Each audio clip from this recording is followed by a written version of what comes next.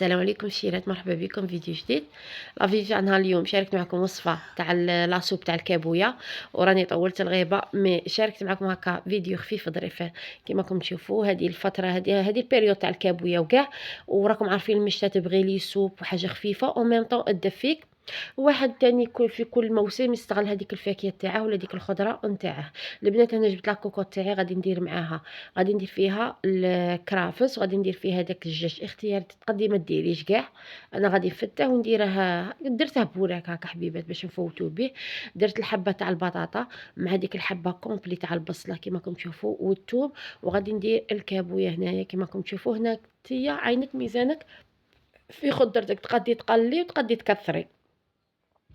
وغادي ندير لي زيبيس، ما غاديش نكتر، غادي ندير شويه حرور وشويه ملح وشويه سكينجبير. هذا مكان، هذا ما غادي ندير، هادو سكينجبير مليح تاني. غادي ندير هذا مكان، وغادي نديرها فوق الغاز ونمرق بارد في بارد. هنا من بعد ندير فرماج وندير كريم فريش. كريم فريش ندير قولي ربع كاس هكا ولا نص كاس، قلت لك على حساب الكميه نتاعك. هنا بعد ما طاب هذيك لاصوب قلحت هذاك الدجاج فتته، وقلحت الكرافس وزدت هذاك الفرماج، وغادي نزيد لا كريم فريش كيما راكم تشوفوا.